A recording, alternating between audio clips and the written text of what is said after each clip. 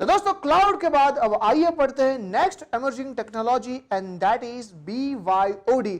इसे मैं टेक्नोलॉजी नहीं लेकिन एक अच्छा सा एडवांस प्रैक्टिस कहूंगा। क्या है BYOD? Let's understand. देखिए BYOD का मतलब होता है ब्रिंग योर ओन डिवाइस।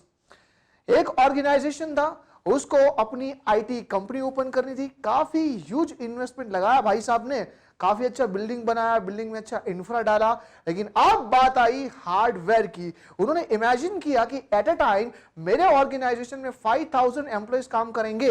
अब भाई 5000 एम्प्लॉयज है तो उनको काम करने के लिए सिस्टम भी तो देना पड़ेगा, तो उसे अप्रोक्सीमेटली 5000 लैपटॉप्स खरीदने पड़ेंगे, वो भी अच्छे हाई एंड वाले। अगर हम ऑन एन एवरेज हर एक लैपटॉप की कॉस्ट 50,000 अज्यूम करें तो जस्ट इमेजिन 50,000 मल्टीप्लाई बाय 5,000 कितना कॉस्ट हुआ। यहां पे इतना सारा अमाउंट उसे एट अ टाइम स्पेंड करना होगा।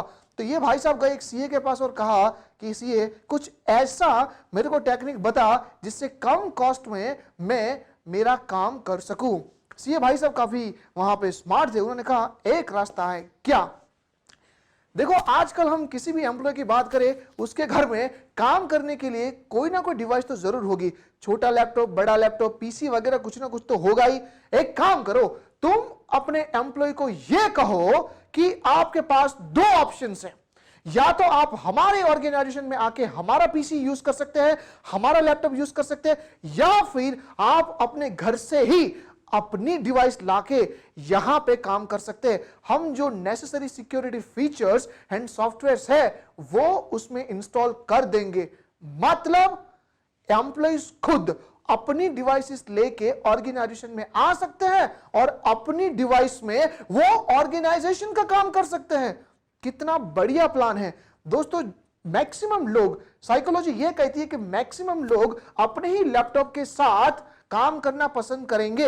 अगर मान लीजिए किसी के कॉन्फ़िगरेशंस कम है तो यहां पे कंपनी ये अनाउंस कर सकती है कि भाई अगर किसी का मदरबोर्ड लो एंड है, किसी का प्रोसेसिंग पावर लो है, अगर किसी की रैम लो है, तो उसको अपग्रेड करने का काम ऑर्गेनाइजेशन खुद करेगा। दोस्तों ये छोटे मोटे पार्ट्स खरीदना लेस एक्सपेंसिव है, लेकिन पूरे का पूरा लैपटॉप जैसा सिस्टम खरीदना काफी एक्सपेंसिव है। तो जब ऑर्गेनाइजेशन वर्कर्स को, एम्प्लॉयज को अपनी डिवाइस लाके उसमें काम करने की परमिशन देता है, इसी कॉन्सेप्ट को कहा जाता है ब्रिंग योर ओन डिवाइस। अब आइए समझते हैं इस प्रैक्टिस के कुछ एडवांटेजेस। सबसे पहला है हैप्पी एम्प्लॉयज। अरे भाई मुझे अगर मेरी डिवाइस लेके काम करने को मिल रहा है तो मेरी डिवाइस से मेरे कुछ फीलिंग्स अटैच होते हैं। फॉर एग्जाम्पल अगर मुझे मेरे पापा ने इस लैपटॉप को गिफ्ट दिया था तो दोस्तों उस पर काम करने का मजा ही कुछ और होता है, तो एम्प्लॉइज हैप्पी रहते हैं। Second is lower IT budget. तो वो तो हमने पहले ही समझ लिया कि यहां पे ऑर्गेनाइजेशन को हार्डवेयर में ज्यादा इन्वेस्ट करने की जरूरत नहीं, उनको सिर्फ कुछ मेंटेनेंस चीजों पे इन्वेस्ट करना होगा, तो कंपैरेटिवली बजट कई गुना ज्यादा लो हो जाएगा। Next is it reduces the support requirement from IT department. देखिए आईटी डिपार्टमेंट मतलब इंफॉर्मेशन टेक्नोलॉजी डिपार्टमेंट। अरे भाई अगर ऑर्गेनाइजेशन अपना खुद का इंफ्रा वहां पे इन्वेस्ट करता तो उसको मेंटेन करने के लिए उनको एक अलग से टीम रखना होता। ऑलरेडी हार्डवेयर में इतना ज्यादा खर्चा हो चुका है भाई, अब उसको मेंटेन करने का और खर्चा देना। लेकिन अगर BYOD की पॉलिसी वहां पे इंप्लीमेंटेड है तो कंपैरेटिवली उतना ज्यादा सपोर्ट या मेंटेनेंस नहीं करना होता, क्योंकि छोटे मोटे चीजें जैसे कि अगर कुछ प्रॉब्लम हुई तो यूजर खुद अपने ही खर्चे से उसको मेंटेन कर लेगा। यहां पे ऑर्गेनाइजेशन को खुद उतना ज्यादा सपोर्ट देने की जरूरत नहीं होती। Next is increased employ efficiency. देखिए साइकोलॉजी में यह कहा जाता है कि जो बंदा हैप्पी है, जो बंदा सेटिस्फाइड है, वो सबसे ज्यादा प्रोडक्टिविटी देता है। तो दोस्तों अगर हम एम्प्लॉय को उसकी खुद की डिवाइस लेके ऑर्गेनाइजेशन में आने देते हैं और उनको कहते हैं कि भाई तू उसमें काम कर सकता है, तो दोस्तों खुश होते होते काम करेगा, क्योंकि अपना डिवाइस, अपना पर्सनल अफेक्शन। उसके बाद early adoption of new technologies. देखिए यहां पे ऑर्गेनाइजेशन अगर अपग्रेड करना चाहता है एंटायर सिस्टम को, मान लीजिए कुछ नए एप्लीकेशंस वो इंस्टॉल करना चाहता है, तो इस तरीके से एंड यूजर को कन्विंस कर सकता है कि देखो भाई आप अपने लैपटॉप में जो सॉफ्टवेयर यूज कर रहे हैं, मान लीजिए हम बात करते हैं MS ऑफिस, कुछ लोग वहां पे MS ऑफिस का 2003 का वर्जन यूज कर रहे हैं, लेकिन ऑर्गेनाइजेशन यह चाहता है कि सभी डिवाइस में 2013 का अपग्रेडेड वर्जन हो। तो दोस्तों छोड़ो ये पुराना वर्जन, आइए हम आपको नई टेक्नोलॉजी देते हैं। दोस्तों अगर नई टेक्नोलॉजी ऑर्गेनाइजेशन दे रहा है, कौन बंदा मना करेगा। तो दोस्तों यहां पे यूनिकली सभी यूजर्स के डिवाइस में जितने भी लेटेस्ट टेक्नोलॉजीज जो ऑर्गेनाइजेशन वहां पे इंस्टॉल करवाना चाहता है वो कर सकता है। देखिए ऐसा नहीं है कि BYOD पॉलिसी के एडवांटेजेस ही है, इसकी कुछ लिमिटेशंस भी है। सबसे पहला वो है नेटवर्क रिस्क। देखिए एक अच्छे से ऑर्गेनाइजेशन में यह एंश्योर करना बेहद जरूरी है कि एट अ टाइम कितनी ऑथराइज्ड डिवाइसेस कॉर्पोरेट नेटवर्क से जुड़ी है। दोस्तों अगर कोई अनऑथराइज्ड डिवाइस नेटवर्क से कनेक्टेड है और वो अनऑथराइज्ड डिवाइस से नेटवर्क के सर्वर में कुछ मैलिशियस कोड्स, वायरस या मेलवेयर जैसी चीजें डालना चाहता है तो आसानी से कर सकता है। जानता है BYOD में सबसे बड़ा प्रॉब्लम क्या है? वो ये कि हम ये आइडेंटिफाई नहीं कर सकते कि out of all the devices connected कितनों के इंटेंशन सही है और कितनों के नहीं। तो दोस्तों जब भी हम BYOD पॉलिसी इंप्लीमेंट करें, हमें यह ध्यान रखना है कि सिर्फ और सिर्फ वही डिवाइसेस ही हमारे कॉर्पोरेट नेटवर्क से कनेक्टेड होने चाहिए जो ऑथेंटिकेटेड हो, जो ऑथराइज्ड हो। मतलब जब तक उनके लैपटॉप सही तरीके से कॉन्फ़िगर ना कर दिए जाए तब तक उनको कनेक्टिविटी नहीं मिलनी चाहिए। Next is device risk. देखिए हमने यहां पे यूजर को यह कहा कि भाई आप अपनी खुद की डिवाइस लेके आ सकते हैं, हमारे ऑर्गेनाइजेशन में हमारी एप्लीकेशंस का यूज करके काम कर सकते हैं। क्या हो अगर कुछ डिवाइसेस में काफी सेंसिटिव डेटा पड़ा हो और उस भाई साहब का लैपटॉप खो गया, चोरी हो गया। अगर ऑर्गेनाइजेशन के इंफ्रास्ट्रक्चर में खुद के हार्डवेयर होते तो भाई चोरी होने का कोई सवाल ही नहीं, लेकिन लैपटॉप टूट सकता है, चोरी हो सकता है, डैमेज हो सकता है और अगर ऐसा कुछ हुआ तो उसके साथ चला जाएगा वहां पे सेव पड़ा हुआ डेटा भी। इस रिस्क को अवॉइड करने के लिए ऑर्गेनाइजेशन को यह एंश्योर करना होगा कि एंड यूजर्स के डिवाइसेस में जो डेटा पड़ा है उसका एक डुप्लीकेट कॉपी भी बतौर बैकअप रहना चाहिए। Then application risk.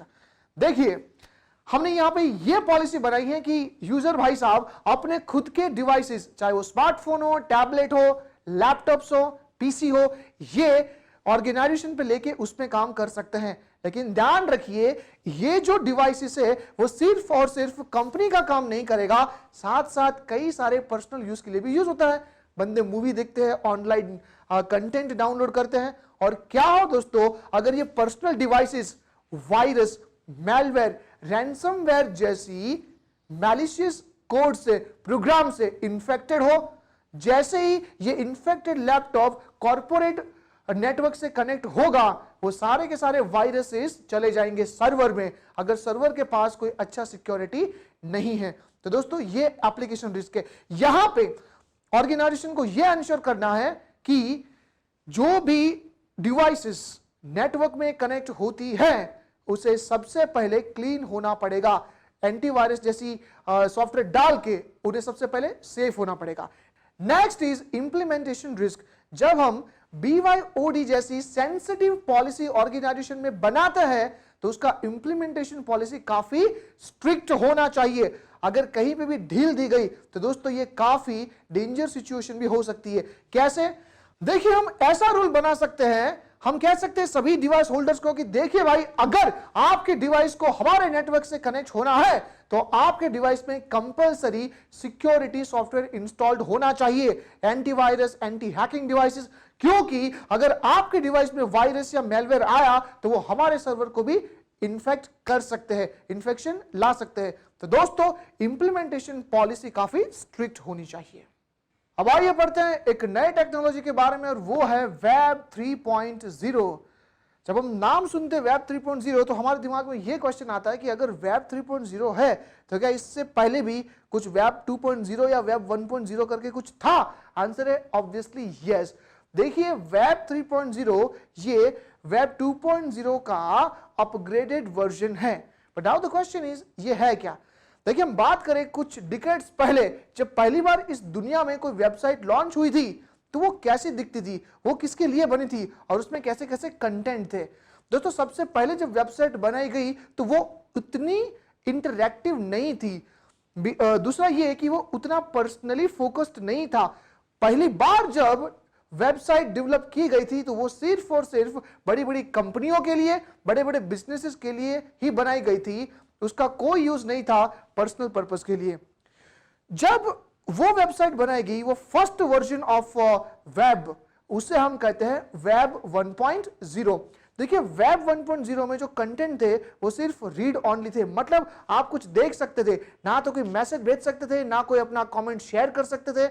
लेकिन उसके बाद वेब 2.0 वहां पे डेवलप हुआ, मतलब वेब 1.0 की ही फीचर्स को लेके उसमें और कुछ फीचर्स ऐड किए गए और उसके बाद बना वेब 2.0। वेब 2.0 में शेयरिंग ऑफ द कंटेंट का पॉइंट था, मतलब अब ना सिर्फ आप वेब पेजेस को पढ़ सकते थे, लेकिन उसके साथ साथ आप वहां पे कुछ कमेंट भी कर सकते थे। और इसी तरीके से वहां पे ब्लॉग्स जैसी वेब्स का इन्वेंशन हुआ। ब्लॉग में हम पढ़ भी सकते थे और अगर कुछ अच्छा या बुरा लगा तो नीचे कमेंट भी कर सकते थे। यहीं से ही शेयरिंग ऑफ द कंटेंट की शुरुआत हुई। और दोस्तों यही आगे जाके बनने वाले थे सोशल मीडिया, क्योंकि सोशल मीडिया का जो कंटेंट है, सोशल मीडिया का जो कॉन्सेप्ट है, वो शेयरिंग के ऊपर तो बेस्ड है। दोस्तों इस वेब 2.0 पे और ज्यादा नए नए फीचर्स ऐड किए गए और एक ऐसी टेक्नोलॉजी डेवलप की कि यहां पे वेबसाइट खुद कंटेंट को समझ सकता है, खुद रिस्पॉन्ड कर सकता है। दोस्तों जब इस शेयरिंग वाले कंटेंट में ऐसे फीचर्स ऐड किए गए तो यही बना वेब 3.0। आज आप देख सकते हैं कि मार्केट में ऐसे कई सारे एप्लीकेशंस अवेलेबल है जो ना सिर्फ हमारे डेटा को एक्सेस करता है बट उसे समझ भी सकता है। एग्जाम्पल के तौर पे अगर हम बात करें व्हाट्सएप की, तो जब हम किसी को मैसेज भेजते हैं तो सामने वाले को मिला या नहीं मिला, क्या ये एप्लीकेशन को पता चल सकता है? यस। अगर सिर्फ भेजा गया है लेकिन उसको नहीं मिला तो एक सिंगल क्लिक आएगा, लेकिन अगर उसको इंटरनेट से मिल चुका है लेकिन अभी तक उसने नहीं पढ़ा तो इंस्टेड ऑफ सिंगल वहां पे डबल राइट क्लिक आएंगे। अगर सामने वाले बंदे ने उस व्हाट्सएप को खोल के पढ़ लिया तो वो जो राइट साइंस थी वो कन्वर्ट हो जाएगी ब्लू कलर के साइन पे। तो यहां पे आज की तारीख में एप्स जो है, मोबाइल या वेब कंटेंट जो है दोस्तों, वो डेटा को समझ सकते हैं। आज हम वेब 3.0 की दुनिया में जी रहे हैं। तो बेसिकली अगर हम कंपेयर करें इन तीनों की तो आइए समझते हैं। देखिए वेब 1.0 में कंटेंट जो था वो रीड ऑनली था, वेब 2.0 में वो रीड एंड राइट था, वेब 3.0 में वो पोर्टेबल है। पोर्टेबल मतलब एक्सचेंज कर सकते हैं यहां से वहां, वहां से यहां। थर्ड, जब वेब 1.0 बना तो मेन फोकस बड़े बड़े कंपनीज थी, बड़े बड़े बिजनेसेस थी। वेब 2.0 में जो फोकस था वो कम्युनिटी बेस्ड था, एक कम्युनिटी ब्लॉग वगैरह बना के आपस में डिस्कस कर रहे, उसके ऊपर फोकस था। और थर्ड, वेब 3.0 में आज इंडिविजुअल फोकस है। देखिए सोशल मीडिया में एक इंडिविजुअल पर्सनालिटी भी अपने डेटा को वहां पे डाल सकता है। उसके बाद एग्जांपल देखें, वेब 1.0 में आप कुछ वेब पेजेस को रीड कर सकते थे। वेब 2.0 में एप्लीकेशन बनी जैसे कि ब्लॉग्स एंड विकीज, जहां से इंफॉर्मेशन मिलती है। एंड वेब 3.0 में हमें मिलता है लाइव स्ट्रीम्स जैसी एप्लीकेशंस। अब ये लाइव स्ट्रीम क्या होता है? देखिए इंफॉर्मेशन टेक्नोलॉजी की दुनिया में लाइव स्ट्रीम का मतलब यह होता है कि एक बंदे की जो पर्सनल लाइफ की कुछ बातें हैं वो उसे सोशल मीडिया के प्लेटफॉर्म में शेयर करता है। आज हम देख सकते हैं कि अगर हम किसी का फेसबुक खोले तो उसके लाइफ की कुछ बातें हमें शेयर की हुई मिलती है। जैसे कि भाई साहब किसी इवेंट में गए, कहीं एयरपोर्ट पे, तो कुछ लोग कहते हैं देखिए आज मैं बॉम्बे के इंटरनेशनल एयरपोर्ट पे खड़ा हूं। ये सारी बातें उनके लाइफ की हमको देखने को मिलती है। तो आज एक बंदे की लाइफ स्ट्रीम शेयरेबल है just because of this web 3.0 content. देखिए वेब 1.0 में जो वेब एप्लीकेशंस थी वहां पे मैक्सिमम वेब फॉर्म्स हुआ करते थे, मतलब रीड करो उसको भरो।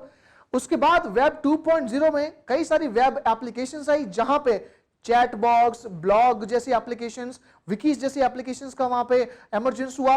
एंड वेब 3.0 में जो एप्लीकेशंस बनती है दोस्तों वो स्मार्ट एप्स है।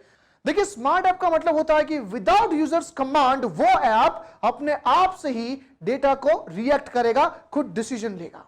अब आइए बढ़ते हैं दोस्तों दी कंपोनेंट्स ऑफ वेब 3.0 और सबसे पहला यहां पे सिमेंटिक वेब। देखिए सिमेंटिक वेब वो टेक्नोलॉजी है जो वेब 3.0 को बनाती है, means web 3.0 applications are based upon semantic web.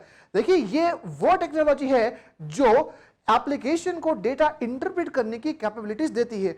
जैसे कि अभी हमने पढ़ा व्हाट्सएप में, व्हाट्सएप को कैसे पता चल जाता है कि सामने वाले को मैसेज मिला या नहीं मिला, उसने पढ़ा या नहीं पढ़ा। दोस्तों it is thankful to semantic web. Second component is web services. देखिए जब हम बात करते हैं सोशल मीडिया की या वेब 3.0 की, तो यहां पे डेटा ट्रांसमिट होता है इंटरेक्शन के जरिए।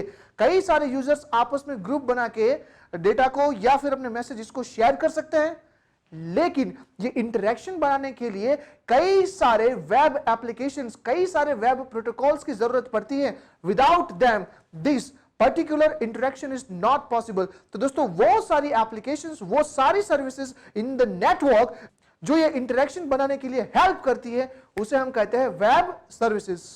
अब आइए पढ़ते हैं new technology and that is IoT, मतलब इंटरनेट ऑफ थिंग्स।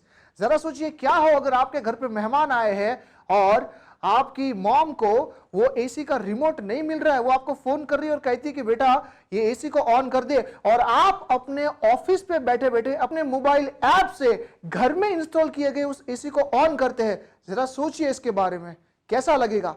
दोस्तों आज ये टेक्नोलॉजी मार्केट में आ गई है कि हमारे जो होम अप्लायंसेस डिवाइसेस है जो मार्केट से खरीदते हैं, उसमें ये इंटरनेट कनेक्टिविटी का फीचर होता है। वो हमारे वाईफाई से कनेक्ट हो गए, हम उस होम अप्लायंस की कुछ एप्लीकेशन हमारे मोबाइल फोन, हमारे टैबलेट या हमारे लैपटॉप जैसे डिवाइसेस में इंस्टॉल करेंगे और दुनिया के किसी भी कोने से हम उन डिवाइसेस को कंट्रोल कर सकते हैं। दोस्तों ऐसी ही टेक्नोलॉजी को कहा जाता है यहां पे IoT, मतलब इंटरनेट ऑफ थिंग्स। देखिए यहां पे क्या होता है कि हमारी जो डिवाइसेस है, होम अप्लायंसेस या कोई भी और डिवाइसेस, मशीन, वो इंटरनेट से कनेक्टेड होने चाहिए। मतलब उनके पास इंटरनेट ऑन होना चाहिए, हमारे घर का वाईफाई या कुछ और इंटरनेट डिवाइस वो भी ऑन होना चाहिए। जब तक ये कनेक्शन नहीं बनेगा तब तक हम इसे कंट्रोल नहीं कर सकते। लेकिन भाई एक बार अगर ये कनेक्शन बन गया तो हमारे मोबाइल फोन जैसे एप्लीकेशन से दुनिया के किसी भी कोने से हम उन्हें ऑपरेट कर सकते हैं। तो basically the internet of things is a system of interrelated computing devices, mechanical and digital machines, objects, animals or people that are provided with unique identifiers and the ability to transfer data over a network without requiring human to human or human to computer interaction. अब आइए पढ़ते हैं the application of internet of things. देखिए application का मतलब है usage. ये technology कहां कहां यूज हो सकती है। सबसे पहला है ऑल होम अप्लायंसेस। इसका एग्जांपल मैंने अभी दिया। देखिए आजकल wifi AC, wifi washing machine और भैया यहां तक कि वाईफाई कैमरास तक आते हैं। हम हमारे मोबाइल फोन से ही हमारे कैमरास और ये सारे डिवाइसेस को हम ऑपरेट कर सकते हैं। Next is office machines. देखिए ऑफिस में कई सारे ऐसे IoT मशीन हो सकते हैं जैसे कि कॉफी या T vending machines.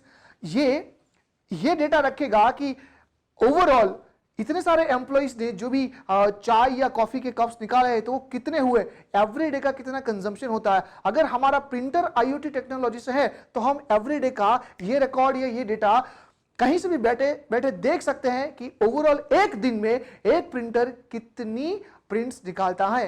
Next is governments applications. देखिए गवर्नमेंट कैसे इसको यूज करता है। एक प्रैक्टिकल एग्जांपल लेते हैं। नरेंद्र मोदी गवर्नमेंट ने स्वच्छ भारत अभियान के तहत कुछ ऐसे बिन्स बनाए हैं, डस्टबिन बनाए हैं जिसमें ये IoT टेक्नोलॉजी है। वहां पे कुछ सेंसर्स हैं। वो क्या करते हैं कि जैसे उस डस्टबिन में कचरा भरता जाता है और जब वो उस प्री डिफाइंड लेवल पे आता है तो सेंसर वाईफाई थ्रू एक नोटिफिकेशन वो क्लीनिंग सुपरवाइजर को भेज देगा कि भाई now this bin can be emptied. और जैसे उस सुपरवाइजर को वो नोटिफिकेशन मिलता है वो स्पॉट पे आएगा और बिन को खाली कर देगा। तो इस तरीके से गवर्नमेंट भी कई सारी डिवाइसेस में आजकल IoT को यूज कर सकते हैं। Next is as a research study. कैसे? देखिए अगर साइंटिस्ट को यह जानना हो कि किसी पर्टिकुलर बंदे का बॉडी कैसे रिएक्ट करता है अंडर सर्टेन एनवायरमेंटल चेंजेस, तो वो कैसे करेगा? वो IoT एनेबल्ड चिप को उसके बॉडी में इंसर्ट कर देगा एंड वहां पे कुछ ऐसे स्मॉल बैटरीज होगी जो नेटवर्क से कनेक्टेड होंगे। जो उसके बॉडी में चेंजेस आते जाते हैं वो उस वाईफाई डिवाइसेस से नियर बाय नेटवर्क में जाएगा और नेटवर्क से वो साइंटिस्ट की एप्लीकेशन में जाएगा। तो दोस्तों, दूर रहते भी साइंटिस्ट या डॉक्टर किसी इंसान के बॉडी में क्या हो रहा है वो जान सकते हैं। आजकल ऐसी टेक्नोलॉजी है कि कुछ चिप को अगर आप अपने शरीर में लगा दो तो वो आपके बॉडी का हर एक डेटा आपके वाईफाई से डॉक्टर की एप्लीकेशन पे भेजता है। तो दोस्तों, आपको तो डिसीज या दर्द का बाद में पता चलेगा, डॉक्टर को पहले से ही पता चल जाएगा कि आने वाले दिनों में इन भाई साहब को ये कुछ दिक्कतें आने वाली है और वो पहले से प्रिपेयर रहता है। अब आइए पढ़ते हैं रिस्क इन्वॉल्व इन आईओटी। तो बेसिकली रिस्क को हम इन दो कैटेगरीज में डिवाइड करते हैं। सबसे पहला है risk to the product manufacturers and second is risk to the user of these products।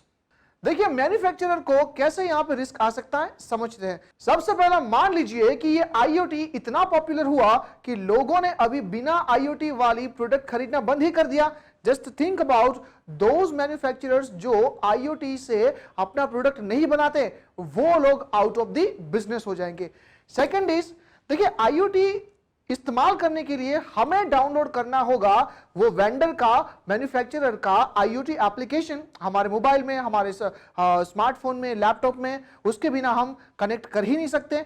मतलब ये हुआ दोस्तों कि उस एप्लीकेशन में जो भी डेटा रूट होता है, चाहे कमांड भेजा गया है, चाहे कमांड रिसीव हुआ है, वो सारी की सारी इंफॉर्मेशन मैन्युफैक्चरर को अपने सर्वर में भी सेव करनी होगी। और अगर उसके यूजर बढ़ते हैं तो दोस्तों उसको अपने स्टोरेज कैपेसिटीज भी बढ़ाने होंगे, अपने हार्डवेयर भी बढ़ाने होंगे। जितने ज्यादा यूजर्स उतना ही स्टोरेज कैपेसिटी बढ़ाना होगा, क्योंकि हर एक की डिटेल उसको सेव करनी पड़ेगी। Next is risk to user of this products and the first one is security. देखिए, अगर कुछ सेंसिटिव डिवाइसेस जो डेटा को कैप्चर कर सकते हैं वो अगर वाईफाई से कनेक्टेड हैं और उसमें कुछ बग्स आई तो दोस्तों वो हमारी इंफॉर्मेशन को पब्लिकली लीक तक कर सकते हैं। दुनिया में ऐसे इंसिडेंट्स हुए हैं कि सीसीटीवी कैमरास वाईफाई से कनेक्टेड है, उन्होंने कुछ फुटेजेस उठा के विदाउट यूजर्स परमिशन नेटवर्क में रही कुछ डिवाइस को वो डेटा ट्रांसफर कर दिया, वो डेटा मैसेज कर दिया। जरा देखिए कि अगर सीसीटीवी फुटेज ने कुछ ऐसी इंफॉर्मेशन लीक की जो काफी सेंसिटिव है तो दोस्तों ये सबसे बड़ा थ्रेट मानी जाएगी। Next is privacy, autonomy and control. देखिए, इंटरनेट ऑफ थिंग्स में एक बात तो तय है कि एप्लीकेशन कई सारा डेटा गैदर करेगा और वो डेटा सेव रहेगा वो प्रोडक्ट मैन्युफैक्चरर के सर्वर में। सबसे बड़ा क्वेश्चन ये है कि उस डेटा का ओनर कौन, यूजर या मैन्युफैक्चरर। मैन्युफैक्चरर ये कह सकता है कि आप हमारी प्रोडक्ट को यूज कर रहे हैं तो उससे जनरेट किया गया डेटा भी हमारा हुआ, हम उसको जैसे चाहे वैसे बेच सकते हैं, उसको जैसे चाहे वैसे यूज कर सकते हैं। एग्जाम्पल के तौर पे तो एक भाई साहब थे, उनके पास दो डिवाइसेस थी ऐसे आईओटी वाली, पहला रेफ्रिजरेटर एंड सेकंड जो था वो था ग्रिलर। उनकी एक आदत थी, रात के 12 बजे वो फ्रिज का दरवाजा खोलते, वहां पे पड़े सैंडविचेस एंड बर्गर को निकाल के ग्रिलर में ग्रिल करके वो रात को खाते थे। उतना ही नहीं, फ्रीजर से वो कोक का एक बोतल निकाल के उसको भी पीते थे। अब ये डेटा की एवरीडे रात को 12 बजे ये भाई साहब दरवाजा खोलते हैं, उनमें से बर्गर निकालते हैं, ग्रिलर में उसको ग्रिल करके खाते हैं। ये डेटा सेव हो जाएगा मैन्युफैक्चरर के सर्वर में। क्या हो अगर इस डेटा को हमारी इस मैन्युफैक्चरर कंपनी ने इंश्योरेंस कंपनी को बेच दिया, तो दोस्तों अगर ये भाई साहब उस पर्टिकुलर इंश्योरेंस कंपनी का इंश्योरेंस लेना चाहेंगे तो इंश्योरेंस कंपनी के पास ऑलरेडी इसका डेटा अवेलेबल है और वो काफी हाई प्रीमियम यहां पे चार्ज कर सकते हैं। Next is intentional obsolescence of devices. देखिए, आज हमारे पास एक आईओटी डिवाइस है जिसमें कुछ सॉफ्टवेयर इंस्टॉल है।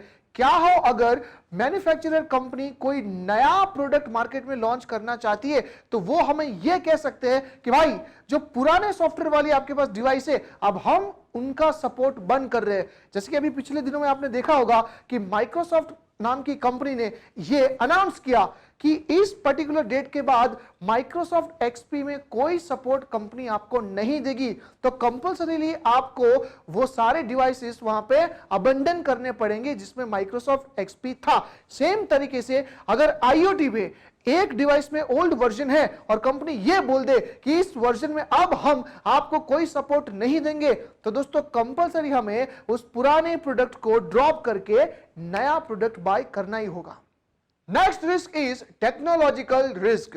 देखिए IoT में होता यूं है कि डिफरेंट कंपनीज डिफरेंट तरीके के हार्डवेयर को यूज करती है। उतना ही नहीं, उनको चलाने के लिए वो different types of application use कर रही है।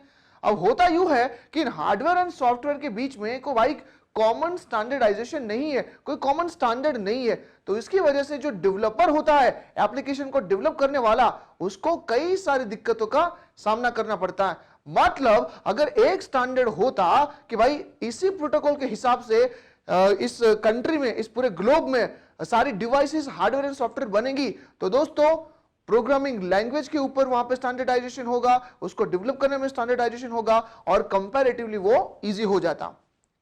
उसके बाद है environmental risk due to technology. देखिए यहां पे दुनिया के साइंटिस्ट ये स्टडी कर रहे हैं कि अगर हमारे घर पे हम IoT डिवाइसेस यूज करते हैं तो उससे हाउस की एयर क्वालिटी कैसी होती है। क्योंकि दोस्तों अगर हमें IoT डिवाइसेस यूज करनी है तो हमें कंपलसरी यूज करना होगा इंटरनेट, यानी कि वाईफाई। और दोस्तों वाईफाई क्रिएट करता है कई सारा रेडिएशन। उतना ही नहीं, ये हाई एंड IoT डिवाइसेस बनाने के लिए जो मैन्युफैक्चरर है वो काफी हाई लेवल के अर्थ मेटल्स यूज करते हैं और कभी कभार ये metals hazardous to human health भी हो सकते हैं। तो दोस्तों इंटरनेट ऑफ थिंग्स के बाद अब आइए पढ़ते हैं मोबाइल कंप्यूटिंग। देखिए इसके नाम से ही कुछ लोग ये सोचने लगते हैं कि मोबाइल कंप्यूटिंग मतलब ऐसा प्रोसेसिंग जो मोबाइल फोन से होता हो, जो स्मार्टफोन से होता हो। अगर आप ये सोच रहे हैं तो ये बिल्कुल गलत है। यहां पे मोबाइल का मतलब मोबाइल फोन्स नहीं होता, बल्कि ये होता है मूवेबल डिवाइसेस। मतलब दोस्तों अगर हम कोई भी प्रोसेसिंग, कोई भी ऑनलाइन थिंग अगर मूवेबल डिवाइसेस से करें तो ऐसी कंप्यूटिंग को कहा जाता है मोबाइल कंप्यूटिंग। मूवेबल डिवाइसेस में ना सिर्फ स्मार्टफोन्स आएंगे, लेकिन टैबलेट्स भी आ सकते हैं, भैया लैपटॉप्स भी आ सकते हैं। पहले के जमाने में पाम टॉप्स भी थे, पर्सनल डिजिटल असिस्टेंट्स जैसी डिवाइसेस भी यहां पे हो सकती है। तो इन सारी डिवाइसेस का यूज करके अगर हम कुछ कंप्यूटिंग करते हैं तो उसे ही हम कहते हैं यहां पे मोबाइल कंप्यूटिंग। तो मोबाइल कंप्यूटिंग में बेसिकली ये 3 कंपोनेंट्स होते हैं। सबसे पहला वो है मोबाइल हार्डवेयर। अभी मैंने कहा कि मोबाइल हार्डवेयर में आ सकता है laptop, palm top, smartphones, personal digital assistants, tablets, ये सारे hardware. Second component is mobile software. देखिए मोबाइल सॉफ्टवेयर को हम मोबाइल एप्स के नाम से जानते हैं। आज अगर हम हमारा स्मार्टफोन उठा के देख ले तो उसमें कई सारे एप्स होंगे। उसी तरीके से अगर मैं लैपटॉप की बात करूं तो उसमें भी कई सारे सॉफ्टवेयर इंस्टॉल होंगे और इन्हीं सॉफ्टवेयर का यूज करके हम हमारे काम करते हैं। Third is mobile communication.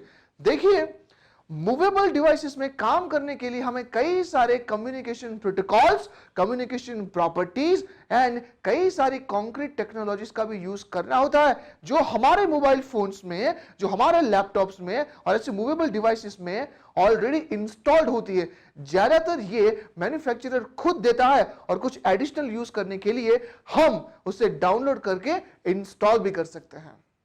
अब आइए पढ़ते हैं advantages of mobile computing. And सबसे पहला यहां पे, it provides mobile workforce with remote access to work order details such as at work order location, contact information, required completion date, asset history, relevant warranties, service contracts etcetera. मतलब ये हुआ दोस्तों कि अगर हम बात करें मोबाइल कंप्यूटिंग की तो यहां पे हम मूवेबल डिवाइसेस की यूज करते हैं।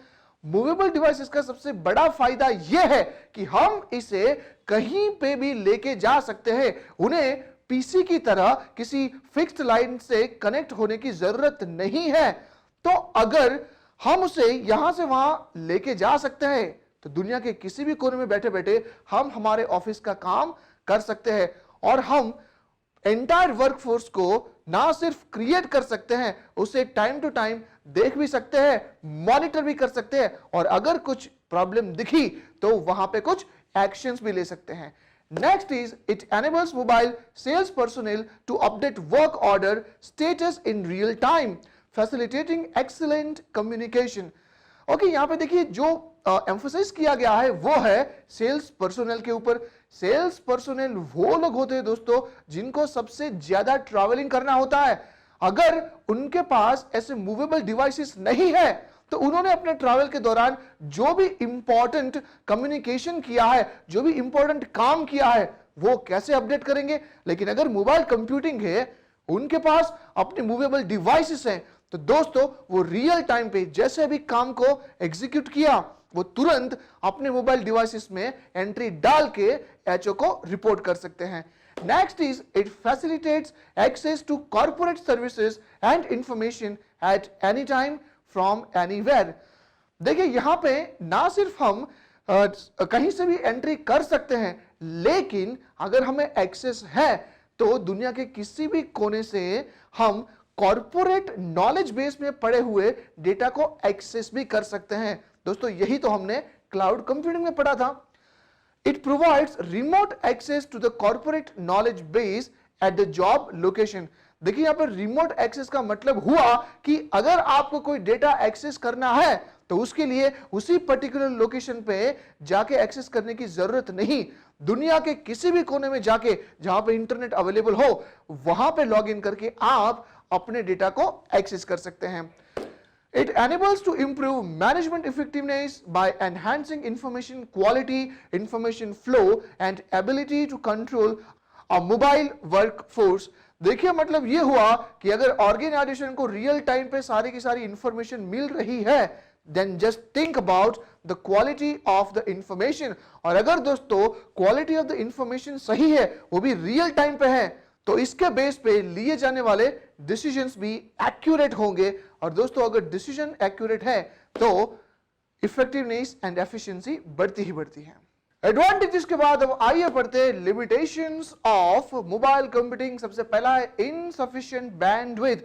देखिए बैंडविड्थ का यहां पे मतलब होता है इंटरनेट कनेक्टिविटी स्पीड।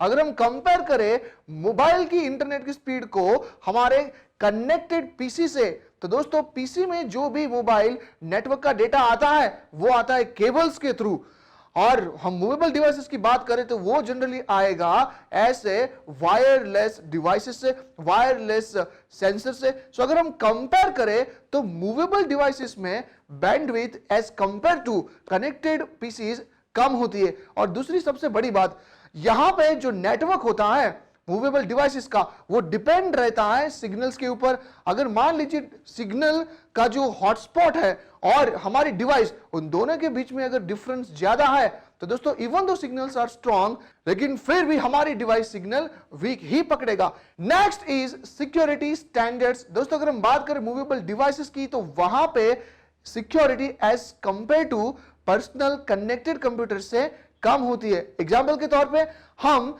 कंप्यूटर्स को लॉक कर सकते हैं, उसे सीसीटीवी कैमरा इंस्टॉल करके अंडर ऑब्जर्वेशन रख सकते हैं, लेकिन मूवेबल डिवाइसेस तो हमारे पॉकेट में रहती है, हमारे बैग में रहती है। दोस्तों यहां से आसानी से वो चोरी भी हो सकते हैं। Next is power consumption. देखिए जो मूवेबल डिवाइसेस होते हैं उनके पोर्टेबल पावर सोर्सेस होता है, मतलब batteries.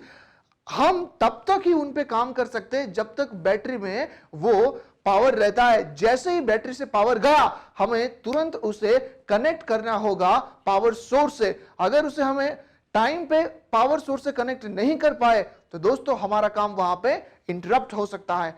Next is transmission interferences. देखिए मूवेबल डिवाइसेस में जो इंटरनेट के सिग्नल्स होते हैं वो डिपेंडेंट रहते हैं कई सारे एनवायरमेंटल फैक्टर्स पे, जैसे कि heat, pollution, temperature, rain, water, humidity. ये सारी की सारी फैक्टर्स पे हमारी कनेक्टिविटी डिपेंडेंट है।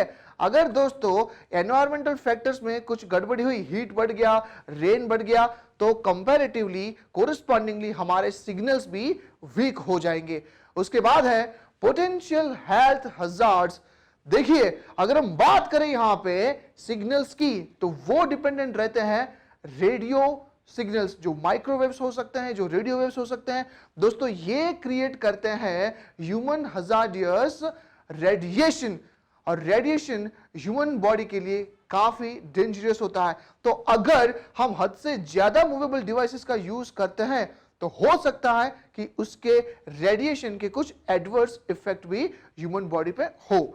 Next is human interface with device. देखिए अगर हम बात करें स्मार्टफोन्स एंड टैबलेट्स की, तो उनकी साइज बड़ी स्क्रीन नहीं होती।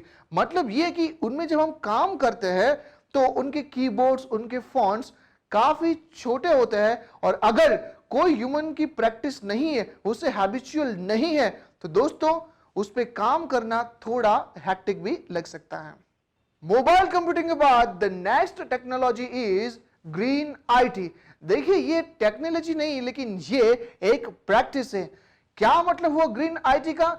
देखिए जब हम हमारे ऑर्गेनाइजेशन में कोई भी काम करते हैं तो हमें कई गुना ज्यादा आईटी इंफ्रा चाहिए, हमें हार्डवेयर चाहिए, हमें सॉफ्टवेयर चाहिए।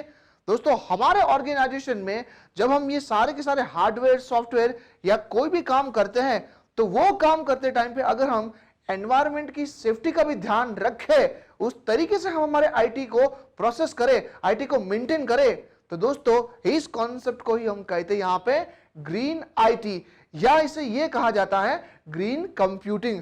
एग्जाम्पल के तौर पे जो पुराने सीआरटी मॉनिटर्स आया करते थे, जो इलेक्ट्रिसिटी का सबसे ज्यादा कंजम्पशन करते हैं, उनको रिप्लेस करके अगर हम एलसीडी या एलईडी इंस्टॉल कर दे, तो इससे हमारी एनर्जी भी बचेगी। अगर एनर्जी बचती है दोस्तों, तो ये एनवायरनमेंट के लिए फायदा ही है। तो ये एक जो प्रैक्टिस बना, उसे हम कहते हैं ग्रीन आईटी। एक और एग्जांपल लेते हैं। देखिए हमारे पास कई सारे हार्डवेयर के कंपोनेंट्स होंगे, उन हार्डवेयर के कंपोनेंट्स को डिस्पोज करने की जगह पे अगर हम उन्हें रिसाइकल करें, मतलब जितने कंपोनेंट्स हम रीयूज कर सके उन्हें हम रीयूज करेंगे, और जितने रीयूजेबल नहीं है उनको ही रिप्लेस करें, तो ये स्ट्रेटेजी भी आती है ग्रीन आईटी के तहत, क्योंकि वहां पे इलेक्ट्रॉनिक वेस्ट कम होगा एंड इलेक्ट्रॉनिक वेस्ट का पॉल्यूशन भी कम होगा। तो बेसिकली हम कह सकते हैं दैट ग्रीन कंप्यूटिंग और green IT refers to the study and practice of environmentally sustainable computing of information technology. In other words, it is the study and practice of establishing using computers and information technology resources in more efficient and environmentally friendly and responsible way. Computers consume a lot of natural resources, from the raw materials needed to manufacture them, the power used to run them, and the problems of disposing them, the end of their life cycle. Green IT include designing, manufacturing, using and disposing of computers, servers and associated subsystems such as monitors, printers, storage devices and networking and communication systems efficiently and effectively with minimal or no impact on environment. Meaning के बाद अब पढ़ते हैं objectives of green IT. तो objective of green computing is to reduce the use of hazardous materials, maximize energy efficiency during the product's lifetime, and promote the recyclability or biodegradability of defunct products and factory waste. Such practices include the implementation of energy efficient central processing units, यानी कि CPUs, servers and peripherals, as well as reduced resource consumption and proper disposal of electronic waste. Now let's understand the best practices for grid IT in organization. देखिए examination point of view से भी ये point काफी important है। मतलब organisation green IT को maintain करने के लिए अपने ऑर्गेनाइजेशन में कैसे कैसे बेस्ट प्रैक्टिसेस को इंप्लीमेंट कर सकता है। Let's understand that. The first one is develop a sustainable green computing plan. मतलब ये हुआ कि ऑर्गेनाइजेशन को एक ऐसा प्लान बनाना है जहां पे वो ग्रीन आईटी को अपने स्टेक होल्डर को कम्युनिकेट करे, उनको बताए कि देखो भाई हमें अभी एनवायरनमेंट की रक्षा करनी है, इसीलिए आज से हम कुछ पॉलिसीज का इंप्लीमेंटेशन करेंगे और उसको स्ट्रिक्टली सबको फॉलो करना होगा। तो बेसिकली इस प्लान में कैसी कैसी प्रैक्टिसेस आ सकती है, let's understand. The first one is involve stakeholders. जब आप ये प्लान बना रहे हैं तो आपके जितने भी स्टेक होल्डर्स है उन्हें इस प्लान का हिस्सा बनाइए, उन्हें भी ये अवेयरनेस होनी चाहिए कि हम एनवायरमेंट के लिए कुछ कर रहे हैं। Next is encourage the IT community. मतलब आईटी से जुड़े हुए जितने भी लोग हैं उन्हें भी आप अपने प्लान के बारे में बताइए कि देखिए दोस्तों हमने तो एनवायरमेंट की रक्षा करने का ठान लिया है, आप भी तैयार हो जाइए और आप भी ऐसा कुछ प्लान बनाइए जिससे ग्रीन आईटी प्रमोट हो। Next is on going communication. देखिए, अगर हम बात करें हमारे आईटी डिपार्टमेंट को, उनको तो इस प्लान का पता ही होगा। यहां पे ऑर्गेनाइजेशन के टॉप मैनेजमेंट ने स्ट्रिक्टली ये इंस्ट्रक्शंस दिए होंगे कि देखिए, अब आप जब भी कोई परचेस करते हैं हार्डवेयर सर्वर से किसी भी चीज का, जब भी आप डिस्पोज करते हैं कोई भी ई वेस्ट का, तो ध्यान रखिए कि वहां पे ऐसे डिसीजंस लीजिए जो एनवायरमेंट को मिनिमम नुकसान पहुंचाए। लेकिन यह सिर्फ पेपर पे रखने से कुछ नहीं होगा, हमें टाइम टू टाइम इसके बारे में मीटिंग से रखनी होगी, कंटिन्यूसली कम्युनिकेट करते रहना होगा कि देखिए ये हमारा ऑब्जेक्टिव था कि हम उस तरीके से काम कर रहे हैं या नहीं कर रहे। Next is reduction of paper consumption. तो दोस्तों, जितने कम पेपर्स को यूज करेंगे उतना ही हमारा एनवायरमेंट प्रोटेक्टेड रहेगा, क्योंकि हम सब जानते हैं पेपर को बनाने में सबसे ज्यादा बलि अगर किसी की चढ़ती है तो वो है ट्रीज यानी कि पेड़ की। Next is use cloud computing. दोस्तों, instead of buying the use and use resources, ये बेटर होगा कि हम अगर क्लाउड कंप्यूट का यूज करें। ये बिल्कुल वैसा ही है कि हम अगर हमारी खुद की कार खरीदे, इससे अच्छा है हम पब्लिक ट्रांसपोर्ट का यूज करें, क्योंकि वो ज्यादा एनवायरमेंट फ्रेंडली है। Next point is recycling and disposal. तो यहां पे हमें रिसाइकलिंग एंड डिस्पोजल के बारे में समझना होगा। डिस्पोजल मतलब एक बार हमारे अगर इक्विपमेंट्स यूज हो गए हैं तो उसे हम कैसे डिस्कार्ड करेंगे, कैसे डिस्पोज करेंगे। तो यहां पे हमारे पास ये 4 पॉलिसीज हो सकती है। सबसे पहला है dispose e waste. Dispose e waste according to the central, state and local regulations. मतलब ये हुआ कि गवर्नमेंट ने सेंट्रली, स्टेट गवर्नमेंट ने स्टेट लेवल पे एंड म्युनिसिपल बॉडी ने जो लोकल लेवल पे जो भी रेगुलेशंस बनाए हैं ई वेस्ट को डिस्पोज करने के लिए, हम उसी रेगुलेशंस को यूज करके ही हमारे ई वेस्ट को डिस्पोज करेंगे। Next one is discard used और unwanted electronic equipments in a convenient and environmentally responsible manner as computers emit harmful emissions। देखिए, एक स्टडी ये कही थी कि एक कंप्यूटर में 50 लोगों को मारने तक की पॉइजन रहती है। तो जब हम उसे डिस्कार्ड करते हैं तो ये ध्यान में रखना है कि ये हार्मफुल एमिशन किसी भी तरीके से एनवायरनमेंट को नुकसान न कर पाए। Next is recycling options. Manufacturers must offer safe end of life management and recycling options when products become unusable। मतलब ये हुआ कि जब भी कोई हार्डवेयर मैन्युफैक्चरर कोई हार्डवेयर बनाता है तो दोस्तों उसको उसके साथ साथ रिसाइकलिंग का भी ऑप्शन देना चाहिए। मतलब कि एक बार हमारी बनाई हुई प्रोडक्ट आपने यूज कर ली, तब आप उसे कहीं पे फेंक मत दीजिए, हम खुद ही उस प्रोडक्ट को वापस लेंगे, आपको एक्सचेंज ऑफर में कुछ नया प्रोडक्ट देंगे। Next is recycle computers. Recycle computers through manufacturers recycling services. ये पॉइंट कहा गया है यूजर्स के पॉइंट ऑफ व्यू से। मतलब भाई, अगर वहां पे मैन्युफैक्चरर ने रिसाइकलिंग का ऑप्शन दिया है तो दोस्तों उसे आप यूज कीजिए, क्योंकि जो डिस्पोजल का प्लान, डिस्पोजल के रिसोर्सेज उन मैन्युफैक्चरर के पास होते हैं, वो हो सकता है कि ऑर्गेनाइजेशन के पास ना हो। देखिए, आजकल हम ई कॉमर्स वेबसाइट पे अगर कुछ इलेक्ट्रॉनिक डिवाइस खरीदते हैं, चाहे लैपटॉप हो चाहे मोबाइल, तो देखिए वो हमें एक्सचेंज ऑफर देते हैं। मतलब आप अपना पुराना फोन दीजिए और उसके सामने हम आपको नया फोन देंगे कुछ डिस्काउंट के बाद। तो दोस्तों, ये भी एक ग्रीन आईटी का ही एग्जांपल है। वो ये कहना चाहते हैं कि आपके पुराने फोन को आप इधर उधर मत फेंकिए, हो सकता है ये एनवायरमेंटली काफी नुकसान करे, हमें दे दीजिए, हमारे पास बेटर रिसोर्सेस है इन्हें डिस्पोज करने के लिए। Next is make environmentally sound purchase decisions. मतलब जब भी हम कोई हार्डवेयर को बाय करते हैं दोस्तों, हमें यह ध्यान में रखना है कि हम वैसे ही हार्डवेयर परचेस करें जो एनवायरमेंटली साउंड हो, एनवायरमेंट को कम नुकसान करे। तो बेसिकली इनमें क्या क्या पॉलिसीज हो सकती है, लेट्स अंडरस्टैंड। सबसे पहला है use server and storage virtualisation. देखिए, सबसे पहले तो हमें यह सोचना है कि बाय ही क्यों करें भाई, क्या क्लाउड में वर्चुअलाइजेशन के प्लेटफॉर्म पे क्या कोई रेंटेड स्टोरेज अवेलेबल है, रेंटेड हार्डवेयर अवेलेबल है? अगर आंसर है यस, तो हम उन वर्चुअल डिवाइसेस को यूज करेंगे rather than physical. Next one is purchase on environmental attributes. तो वो हमने पहले ही पढ़ लिया। हम बाय करने से पहले सबसे पहले ये देखेंगे कि उनके जो एट्रीब्यूट्स है वो एनवायरमेंटली साउंड है या नहीं। नेक्स्ट वन इज रिड्यूस और एलिमिनेटिंग एनवायरमेंटली सेंसिटिव मटेरियल्स।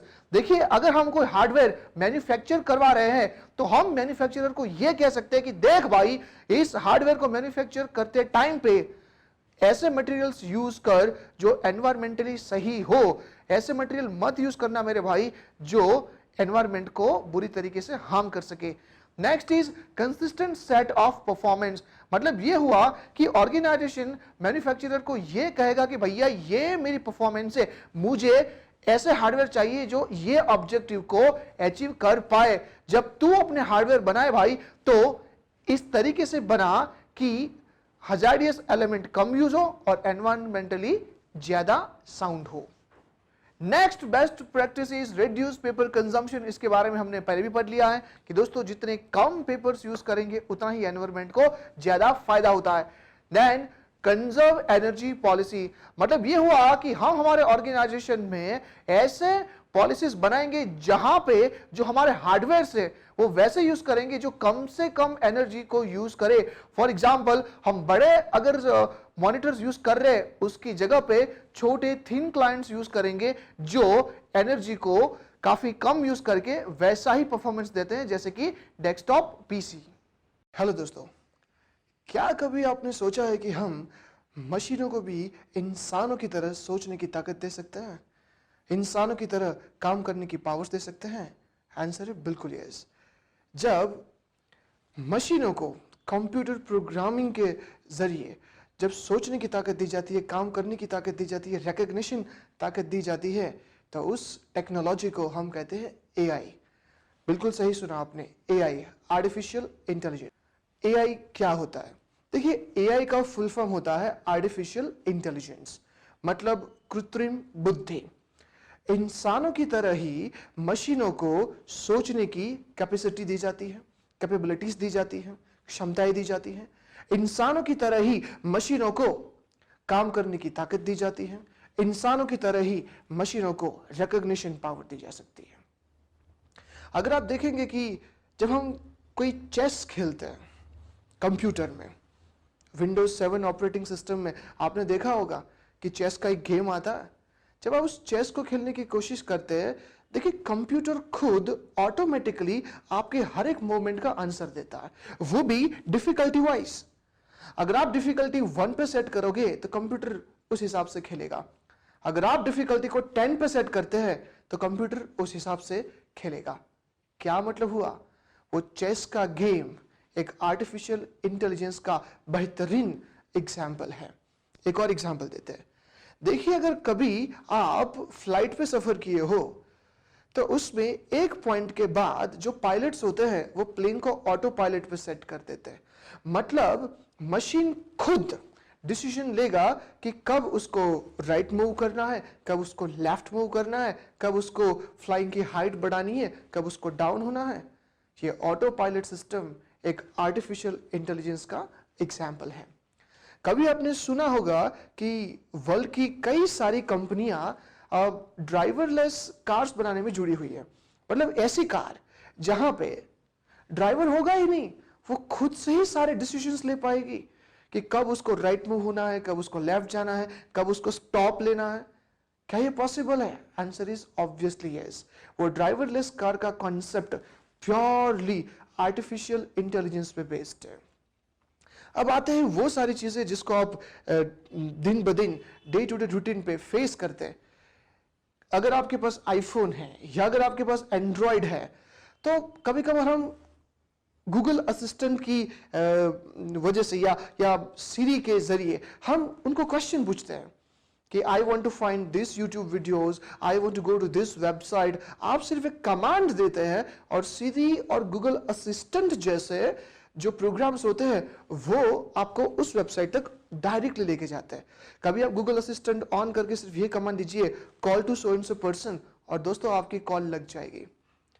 आपको जान के हैरानी होगी कि यहाँ पे कंप्यूटर इंसानों के कमांड्स ले सकता है, इंसानों की लैंग्वेज को समझ के उसको रिएक्ट कर सकता है।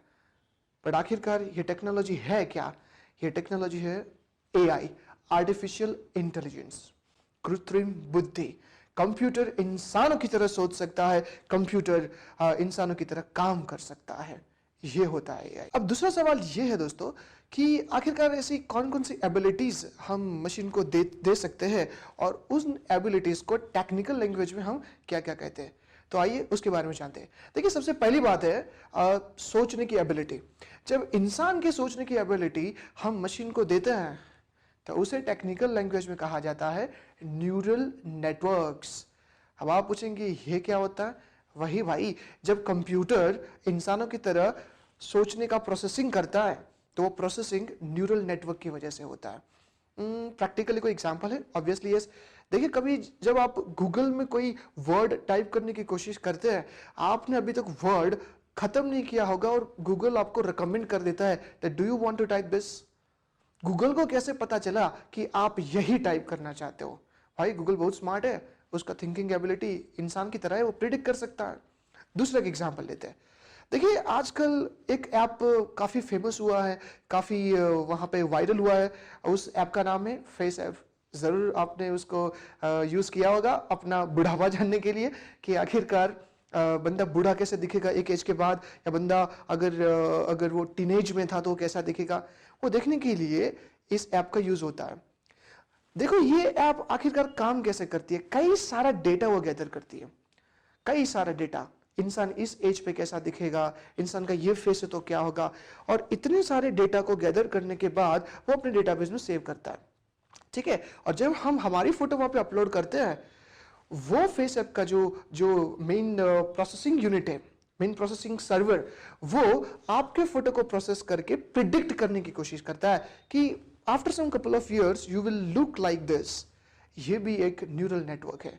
डेटा को लेना, उसको प्रोसेस करना और सोचना, प्रिडिक्ट करने की कोशिश करना कि इस पॉइंट के बाद बंदा कैसे दिखेगा। फेस ऐप ये डेटा माइनिंग और न्यूरल नेटवर्क का बेहतरीन एग्जाम्पल है। डेटा माइनिंग क्या होता है वो पढ़ेंगे हम फिर कभी किसी और लेक्चर में। अब एक और बात, जब किसी मशीन को हम इंसानों की तरह काम करने की एबिलिटीज देते हैं तो उसको कहा जाता है रोबोटिक्स। रोबोट्स के बारे में तो आपको जरूर पता होगा दोस्तों कि जब कोई मशीन इंसानों की तरह, या मैं कहूंगा इंसानों से भी कई गुना ज्यादा अच्छी तरीके से काम करता है तो एक रोबोट होता है। रोबोटिक्स भी एक तरीके का एआई टेक्नोलॉजी ही है, और मैं यूं कहूं कि robotics without AI technology possible ही नहीं है। एक और बात, उसको हम कहते हैं रिकॉग्निशन एबिलिटी। क्या कभी आपने ये महसूस किया है कि कंप्यूटर आपका चेहरा आइडेंटिफाई कर सकता है, आपके थंब इंप्रेशंस आइडेंटिफाई कर सकता है, आपकी आई रेटिना आइडेंटिफाई कर सकती है? मतलब कंप्यूटर के पास, मशीन के पास रिकॉग्निशन कैपेबिलिटीज है। ये रिकॉग्निशन कैपेबिलिटीज भी एक तरीके का आर्टिफिशियल इंटेलिजेंस है दोस्तों। एक और चीज आती है जिसको हम सिंथेसाइजर कहते हैं। देखिए सिंथेसाइजर में क्या होता है कि मशीन हमारे कमांड के हिसाब से, हमारे ऑर्डर के हिसाब से वो किसी भी वॉइस को चेंज कर सकता है। जैसे आपने कभी देखा होगा कि अगर एक म्यूजिक इंस्ट्रूमेंट है, अगर उसमें हम सिंथेसाइजर का प्रोग्राम इंस्टॉल कर दे जो एक तरीके का एआई टेक्नोलॉजी है, तो हम एक ही इंस्ट्रूमेंट से कई सारे इंस्ट्रूमेंट्स को प्ले कर सकते हैं। जैसे कि फ्लूट बजा सकते हैं, वायोलिन बजा सकते हैं, गिटार बजा सकते हैं। एक इंस्ट्रूमेंट सीखो और आप बन जाओ म्यूजिशियन, जो बजाना वो बजा दो। कई सारे और भी इसमें क्लासिफिकेशंस हो सकते हैं, बट एआई बेसिकली दोस्तों याद रखिएगा ये होता है कि इंसानों की ताकत हम मशीन में फिट करने की कोशिश करते हैं। अब एक सवाल आता है कि आखिरकार एआई काम कैसे करता है, आर्टिफिशियल इंटेलिजेंस काम कैसे करता है। देखिए ये समझने से पहले हमें ये समझना पड़ेगा कि आखिरकार एक दिमाग कैसे काम करता है। देखिए दिमाग में हमारे पास कई सारा डेटा पड़ा होता है। अब ये डेटा कहां से आता है? देखिए क्रिएटर ने हमें कुछ सेंसेस दिए हैं। देखना एक सेंसेस है, टच करने से कुछ महसूस करना एक सेंस है, सुनना एक सेंस है, जुबान से कुछ टेस्ट करना यह भी एक सेंस है। और ये सारे सेंसेस हमारे यहाँ पे हमारे दिमाग में कई सारे डेटा को स्टोर करता रहता है। अब कभी एक पॉइंट पे हमें जरूरत पड़ती है कि हमें कुछ डेटा रिट्राइव करना है, दिमाग से वापस चाहिए, कुछ याद करने की कोशिश करते हैं। तो क्या करेगा हमारा जो माइंड है वो ब्रेन के कई सारे हिस्सों में ढूंढने की कोशिश करेगा कि आखिरकार हमारा डेटा कहाँ पे पड़ा हुआ है, और एक डेटा को लेके हमारे माइंड में स्टोर करेगा और फिर हमें वो चीज फील होती है। देखिए जितनी जल्दी से हमारा माइंड हमारे ब्रेन से डेटा रिट्राइव कर सकता है, उतना ही हमारा ब्रेन फास्ट प्रोसेस करता है ऐसा माना जाएगा। बस इसी तरीके से ही हमारा एआई और कंप्यूटर काम करता है। जब हम किसी भी मशीन को कमांड देते हैं कि इतने सारे डेटा में से इसको प्रोसेस करो, तो सबसे पहले वहां पे होना चाहिए डेटा। अब सवाल यह है कि डेटा कैसे आ सकता है। देखिए हम एक छोटा सा एग्जांपल देते हैं यहां पे चेस का। चेस कंप्यूटर में काम कैसे करती है उसको पहले समझने की कोशिश करते हैं। सबसे पहले हम यह समझेंगे कि चेस के डेटाबेस में कई सारे मूव्स प्रोग्रामर फिट कर देते हैं कि अगर सामने यह मूवमेंट आया तो कंप्यूटर को इनमें से कोई एक मूव आगे बढ़ाना है और फाइनल डिसीजन कंप्यूटर खुद लेगा, ठीक है, on the basis of the level what you have set up over there. तो ये मूव होगा तो चेस ये मूव करेगा। ये डेटा ऑलरेडी कंप्यूटर के डेटाबेस में सेव पड़ा हुआ है। जैसे आप कमांड देंगे कंप्यूटर उस डेटाबेस में जाएगा, एक अच्छा सा मूव ढूंढ के लाएगा और फिर आपके सामने वो प्ले करेगा। ये हुआ बेसिक एआई का एग्जांपल। दिए हुए मूव में से ही एक मूव को पसंद करके आगे बढ़ने की बात है। अब डेटाबेस की बात आती है दोस्तों, तो यहां पे दो चीजें हैं। उससे पहले एक और चीज, कंप्यूटर सीखता कैसे है? क्या कभी कंप्यूटर भी सीख सकता है? Obviously yes. देखो जब हम ये कहते हैं कि इंसानी दिमाग या इंसान कैसे सीखता है, देखो सीखना is nothing but what you are storing so many data, new and new data in your brain. तो जितना ज्यादा डेटा आपके ब्रेन सेल्स में बढ़ता जाएगा उतना ही आपका नॉलेज, आपका डेटा, आपका साइंस बढ़ता जाएगा, वो हम कह सकते हैं। तो अगर हम किसी कंप्यूटर के डेटाबेस को बढ़ाते जाएं, हम ये कह सकते हैं इनडायरेक्टली कि कहीं ना कहीं उसकी लर्निंग बढ़ रही है, उसका नॉलेज बढ़ रहा है। हाँ, उसके पास ये एबिलिटी भी होनी चाहिए कि जब जरूरत पड़े तो वही पर्टिकुलर डेटा फास्ट से वो अपने स्क्रीन पे प्रोसेस कर सके। तो दो चीजें इंपॉर्टेंट है, डेटाबेस और रिट्राइवल की स्पीड, प्रोसेसिंग की स्पीड। ये जितनी ज्यादा होगी उतना ही कंप्यूटर ज्यादा स्मार्ट माना जाएगा, उतना ही कंप्यूटर ज्यादा नॉलेजेबल माना जाएगा, उतना ही कंप्यूटर ज्यादा आईक्यू वाला माना जाएगा।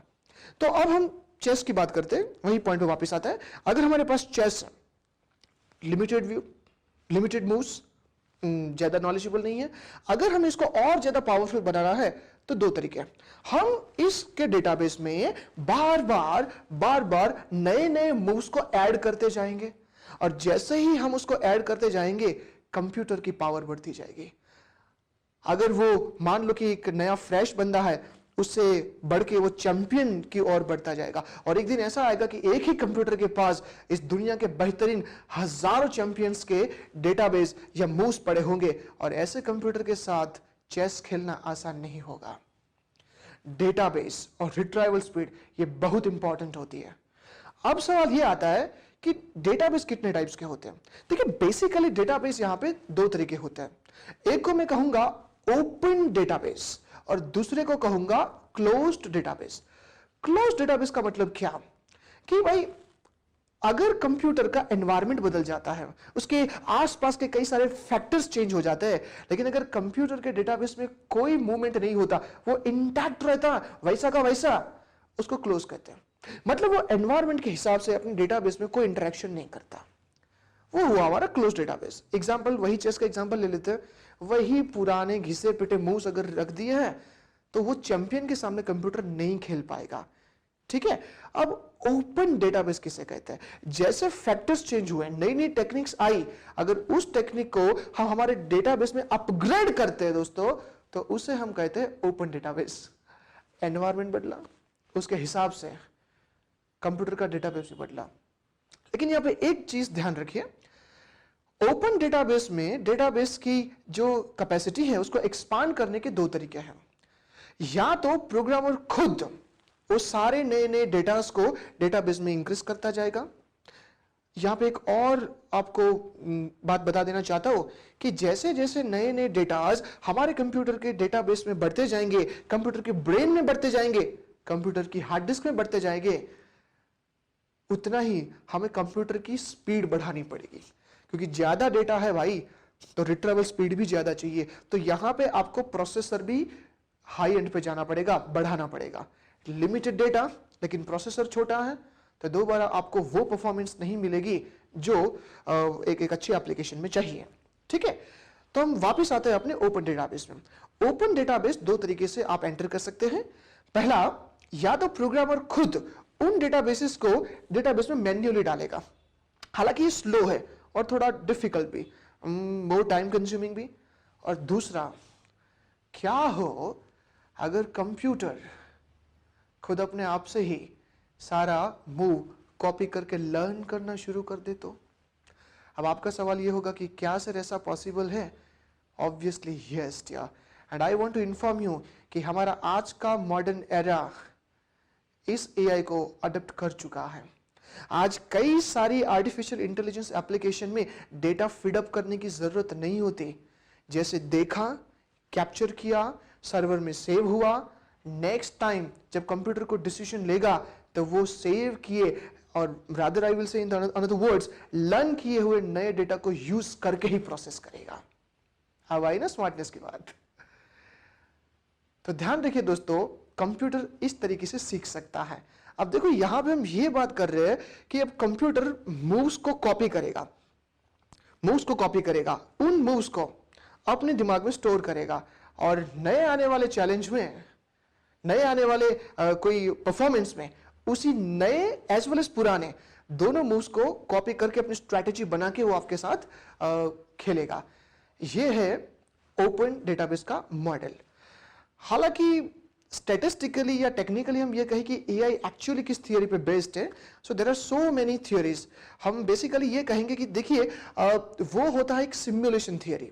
सिमुलेशन थियोरी का मतलब होता है किसी भी चीज को देखना, देखने के बाद उसको इमिटेट करना, इमिटेट करने के बाद उसको अडॉप्ट करके अपने सर्वर में सेव करना और जरूरत पड़ने पे उसको रिट्राइव करके उसको प्रोसेस करके आगे बढ़ना। उसके साथ कई सारे और स्टैटिस्टिकल थियरी जैसे कि परम्यूटेशन, कॉम्बिनेशन, एक एडवांस लेवल पे चले जाए तो प्रोबेबिलिटी। दोस्तों इन सारे के सारे स्टैटिस्टिकल मॉडल को मिला के या उससे भी आगे हम कहेंगे और भी कई सारे मैथमेटिकल फॉर्मूलाज को मिला के एक पावरफुल एआई बनाई जा सकती है और एक्चुअली बन रही है। ठीक है, होप दोस्तों आपको समझ में आया होगा कि एआई आखिरकार काम कैसे करता है। अब सवाल यह है कि आखिरकार एक एआई मशीन सीखते सीखते कितना सीख सकता है और वो कैसे सीख पाता है। देखिए समझने से पहले हमको ये समझना होगा कि एक इंसान सबसे पहले सोचना कैसे शुरू करता है। देखिए जब इंसान पैदा होता है एकदम न्यू बॉर्न बेबी लाइक, ठीक है, तो उसका दिमाग जो एक्चुअली उसकी हार्ड डिस्क है वो प्योरली ब्लैंक होती है, कुछ भी नहीं होता। अब धीरे धीरे पेरेंट्स उसमें डेटा फीड करना शुरू करेंगे, जैसे कि देखो बच्चा A for Apple like that, और फिर वो बच्चा उसी दिए गए डेटा को बार बार प्रोसेस करेगा और वही उसके बिहेवियर में रिफ्लेक्ट होगा। जैसे ही वो प्रोसेसिंग एक लेवल के आगे चलेगी, डेटा सफिशिएंट अगर उसके दिमाग में स्टोर हो चुका है, तब वो बच्चा सिम्युलेट यानी कि इमिटेट करना शुरू करेगा। इमिटेट का मतलब होता है अपने सेंसेस से थ्रू वो देखने की कोशिश करेगा कि कौन क्या कर रहा है, किस बंदे का कैसा पोज है, कौन कैसा बिहेव कर रहा है, वो उसको इमिटेट करना शुरू करेगा, उसको कॉपी करना शुरू करेगा और वो डेटा भी उसके दिमाग में स्टोर होना शुरू होगा। यहां पे ये समझने जैसी बात है कि यहां पे बच्चा के दिमाग में कुछ मैन्युअली स्टोर नहीं हो रहा है, कोई उसको सिखाने की कोशिश नहीं कर रहा, वो खुद से सारी चीजों को ऑब्जर्व करके अपने दिमाग में ऑटोमेटिकली स्टोर करता जा रहा है।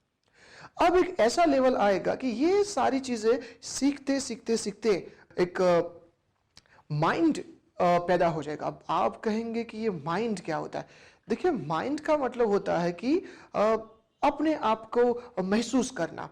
वो अपने आप को महसूस कर पाएगा कि ओके अब मैं कुछ हो, मेरे इतने सारे थॉट्स, इतने सारे डेटा हो चुके हैं कि अब मैं कुछ हो। वो एक ऐसा भाव आना शुरू होगा और धीरे धीरे उस भाव के साथ अपनी एक्सपेक्टेशंस बढ़ेगी और उसी एक्सपेक्टेशन को फुलफिल करने के लिए बच्चा और नए सारे थॉट्स क्रिएट करेगा और नए सारे थॉट को कॉपी करेगा और नई सारी चीजें अपने में डालने की कोशिश करेगा। नया नया चीज वो सीखता जाएगा और इसी तरीके से बच्चे का कॉन्शियसनेस, जिसे हम हिंदी में चेतना कहते हैं, वो बढ़ती जाती है। अब आप कहेंगे कि इस एग्जाम्पल का हमारे आर्टिफिशियल इंटेलिजेंस से क्या लेना देना? आइए दोस्तों समझते हैं। हमारे कंप्यूटर का पहला स्टेज जब उसमें कोई डेटा नहीं रहता, it just as good as like a server without having any data, without having any memory, लेकिन उसके पास प्रोसेसिंग पावर बेहद जबरदस्त है। अब धीरे धीरे धीरे जो प्रोग्रामर होगा उसमें डेटा मैन्युअली फीड करता जाएगा कि अगर ये है तो ये करना है और कुछ नहीं।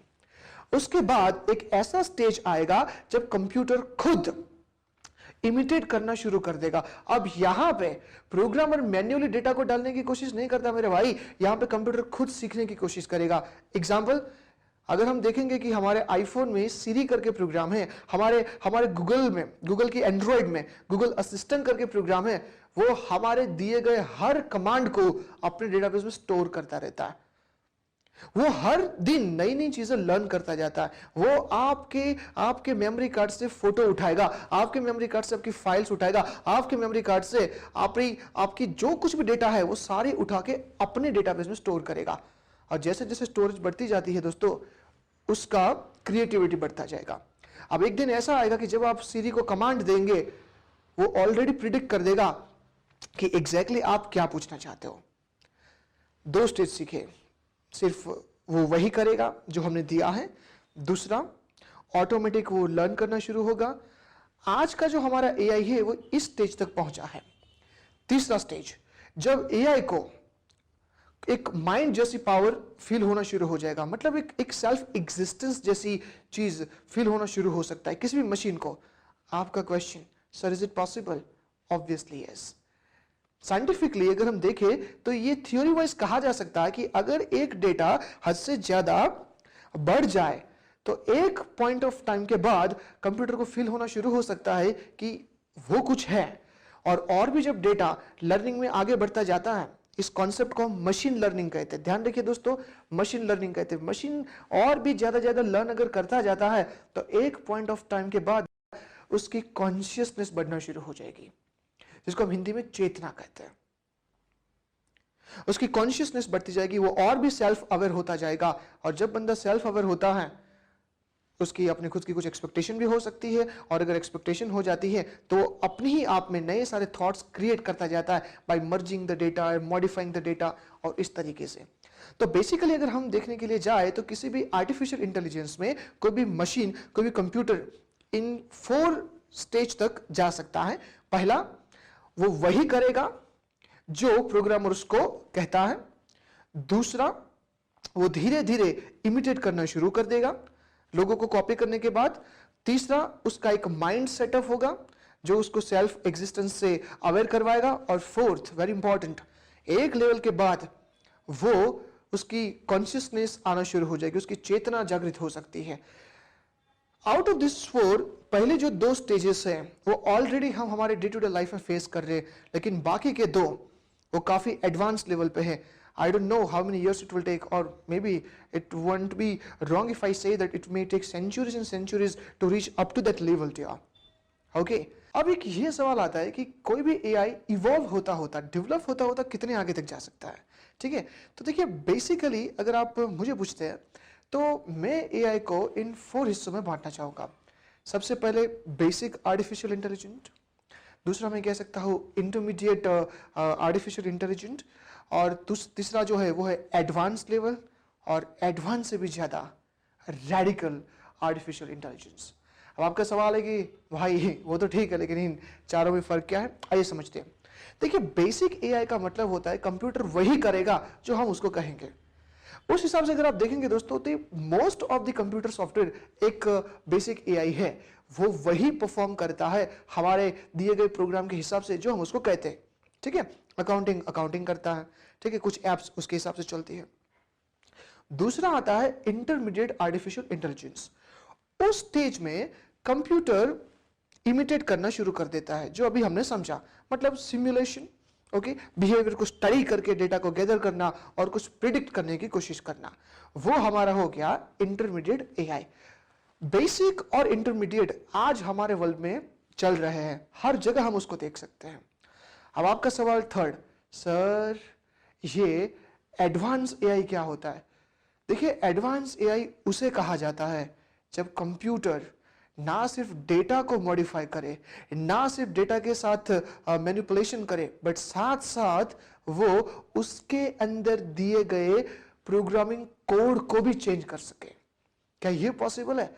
आप ही सोचो, जब कंप्यूटर डेटा को चेंज कर सकता है, डेटा को प्रिडिक्ट कर सकता है, डेटा को मैनिपुलेट कर सकता है, तो क्या वो कोड को भी, उस प्रोग्रामिंग लैंग्वेज को सीख के चेंज नहीं कर सकता अपने ऑब्जेक्टिव के हिसाब से? तो जब कंप्यूटर अपने हिसाब से कोड को भी चेंज करता है तो उसे मैं कहूंगा एडवांस एआई। हालांकि अभी तक हमारी आज की मॉडर्न एआई उस स्टेज तक बिल्कुल नहीं पहुंची है। अब आपका सवाल होगा, सर तो फिर ये रेडिकल एआई क्या है? रेडिकल एआई में कंप्यूटर ना सिर्फ प्रोग्रामिंग कोड को चेंज करता है लेकिन ऑल टुगेदर वो नए नए कोड्स को जनरेट कर सकता है। It is as good as like कोई ह्यूमन अपने डीएनए को ही चेंज करे। अब आप कहेंगे सर इससे क्या? देखिए, पिछली जो दो हम एआई की बात कर रहे हैं, एडवांस्ड एआई या फिर रेडिकल एआई, उसमें हमें बहुत सावधानी की जरूरत है क्योंकि यहां पे कंप्यूटर के पास पूरा कंट्रोल होगा और अगर कंप्यूटर के पास पूरा कंट्रोल है तो अपना ऑब्जेक्टिव फुलफिल करने के लिए कभी कभार वो इंसानों को भी बलि चढ़ा सकता है। कैसे? एक एग्जांपल लेते हैं। मान लीजिए कि अगर हम कंप्यूटर को ये कमांड देते हैं कि by any how eradicate hunger, आपके पास जो डेटा है उसमें से ऐसी टेक्निक आप डेवलप कीजिए जिससे आप हंगर को इराडिकेट कर सके, तो कंप्यूटर के पास दो अप्रोच है। पॉजिटिवली, या तो पहले वो नई नई टेक्निक्स डेवलप करेगा, how to cultivate the soil and how to grow up the seeds and all that stuff, और दूसरा वो इंसानों को ही खत्म करना शुरू कर सकता है क्योंकि दोनों तरीके से उसका ऑब्जेक्टिव फुलफिल हो रहा है। अब यहां पे एआई कौन सा पर्सपेक्टिव लेगा, क्या वो हमारी फेवर में रहेगा या वो हमारे अगेंस्ट में रहेगा, वो देखने जैसी बात है।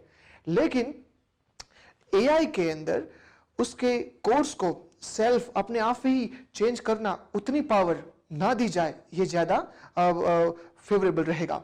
अब दुनिया के कई सारे साइंटिस्ट दो हिस्सों में बटे हुए हैं कि एआई को आप डेवलप करते करते कितना आगे जाएंगे। अगर हम फेसबुक के जो ओनर हैं मिस्टर मार्क जकरबर्ग, अगर उनकी बात सुने तो वो कहते हैं कि आज के दिन में एआई हमारे लिए बेहद जरूरी है। लेकिन कुछ साइंटिस्ट ये भी कहते हैं कि एआई एक हद से ज्यादा डेवलप नहीं होने चाहिए, या अगर हुआ तो वो ह्यूमंस के लिए खतरा बन के आ सकता है। आप इन दोनों में से कौन सी राय रखते हैं?